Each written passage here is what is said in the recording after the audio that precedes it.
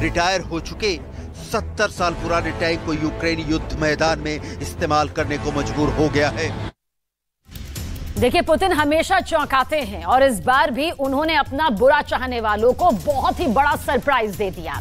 जब पूरी दुनिया ये मान बैठी कि वैगनर चीफ पुतिन का तख्ता पलटना चाहता है, ठीक उसी वक्त पुतिन ने वैगनर चीफ के साथ एक सीक्रेट यानी कि गुप्त मीटिंग की। इस मीटिंग में कुछ ऐसा हुआ जिसके बारे में दुनिया के बहुत ही कम लोग जानते हैं।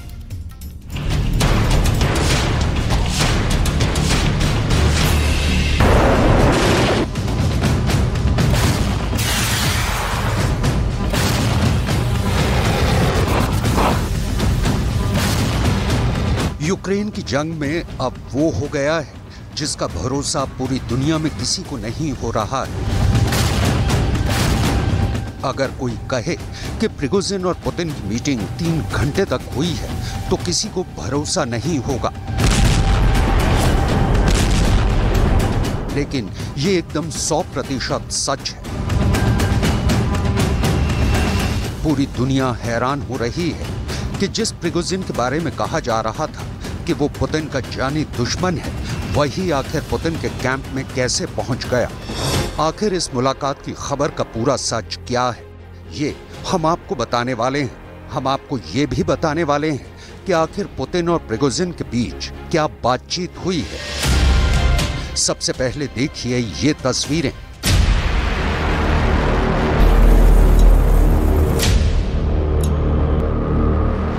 ये वो तस्वीरें हैं जब रोस्तव शहर में प्रिगोजिन बगावत करने निकले थे। 23 जून को प्रिगोजिन की बगावत हुई थी और 29 जून को प्रिगोजिन और पुतिन की मुलाकात हो गई। यानी सिर्फ 5 दिन के बाद ही क्या पुतिन और प्रिगोजिन का पैचअप हो गया। यही नहीं, पुतिन ने वैगनर चीफ को अफ्रीका में सोने की खदान रखने की भी इजाजत दे दी है। अब आपको इस मुलाकात की पूरी इनसाइड स्टोरी बताते हैं। पुतिन की टीम ये जानती थी कि जब तक वैगनर चीफ के रूस में होने की बात कही जाएगी, तब तक अंतर्राष्ट्रीय मीडिया और खासकर अमेरिका का समर्थन करने वाला मीडिया पुतिन की छवि को खराब करने की कोशिश करता रहेगा। इसलिए पुतिन की टीम ने फौरन ये संकेत कर दिए कि प्रिगोजिन अपनी सेना के साथ बेलारूस चला गया और वहां भी तरह तरह की अफवाहें फैलाई गईं। उनमें से एक अफवाह ये भी फैलाई गई कि प्रिगोजिन के कमरे में कोई खिड़की ही नहीं है, क्योंकि उसको डर है कि पुतिन प्रिगोजिन को मार देंगे। ज़ेलेंस्की, बाइडेन सब यही सोचते रहे कि पुतिन बगावत में फंस चुके हैं। ज़ेलेंस्की चैन की सांस ले रहे थे कि अब पुतिन के खात्मे की घड़ी आ गई है, लेकिन पुतिन को ये पता है कि कठिन परिस्थितियों में कैसे नियंत्रण स्थापित करना है।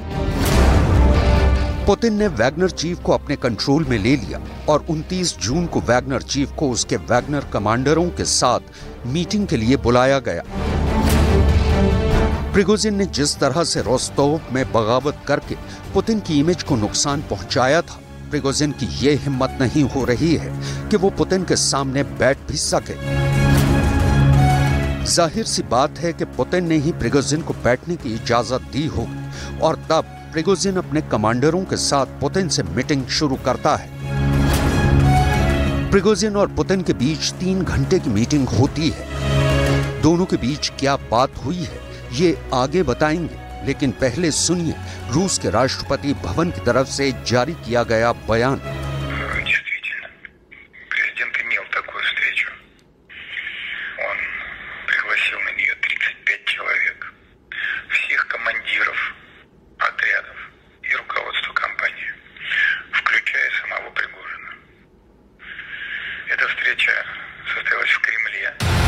इंटरनेशनल अखबारों में यह दावा किया जा रहा है कि बेलारूस के राष्ट्रपति अलेक्जेंडर लुकाशेंको ने पुतिन और प्रिगोजिन के बीच में जो मध्यस्थता करवाई है, ये उसी का असर है।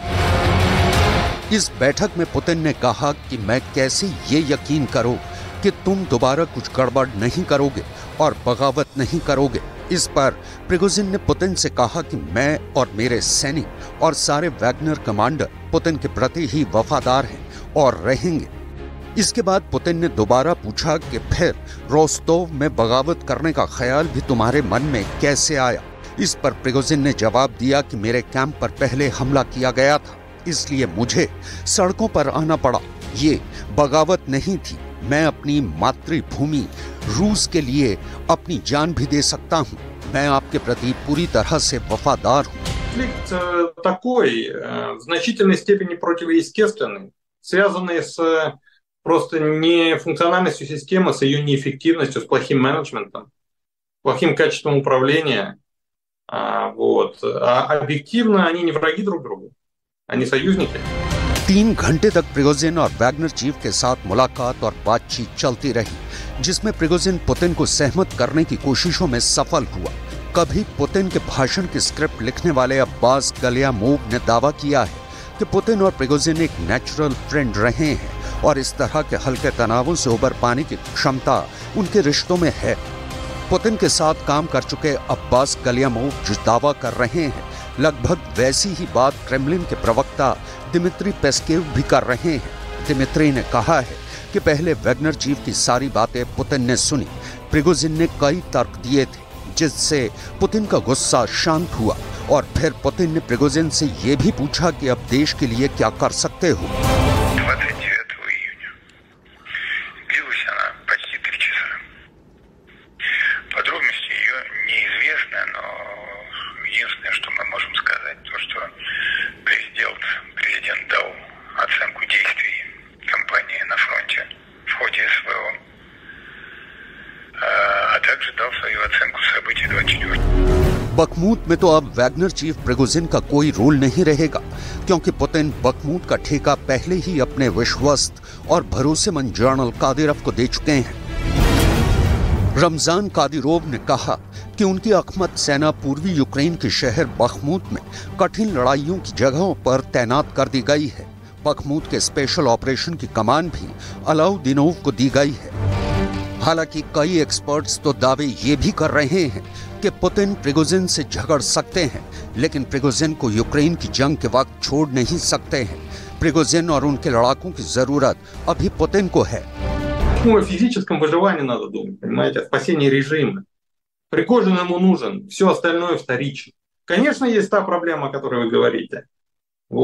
Но ущерб они попытаются минимизировать, вот этот политический ущерб, о котором вы говорите, они попытаются минимизировать вот с помощью той стратегии, о которой я сказал, которую они сейчас демонстрируют, дескать, вагнеровцы, патриоты и готовы там продолжать воевать за Путина, за Родину. और यही वजह है कि पुतिन ने अफ्रीका में सोने की खदानों पर प्रिगोजिन के कब्जे को भी एक बार फिर स्वीकार कर लिया है।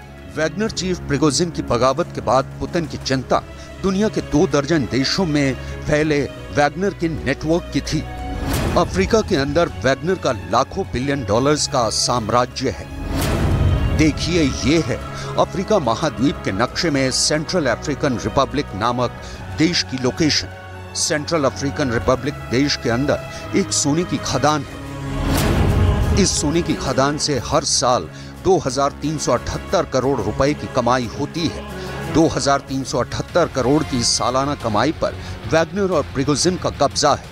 वैगनर समूह और प्रिगोजिन ने कई शेल कंपनियों के जरिए इनसे सोने की खदान की सुरक्षा और खनन सहित सभी लाइसेंस हथिया लिए हैं। दरअसल वैगनर लीडर्स अफ्रीका महाद्वीप के देशों जैसे सूडान और माली के जेलों में बंद कैदियों को रिहा करवाकर वैगनर ग्रुप बनाते हैं और इन ग्रुप्स का भी नेटवर्क रूस के वैगनर ग्रुप से जुड़ा हुआ बताया जाता है।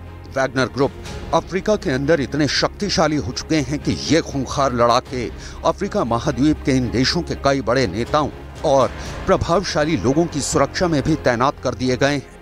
अमेरिका का दावा है कि नॉर्थ कोरिया के तानाशाह किम जोंग भी वैगनर्स को मदद कर रहे हैं।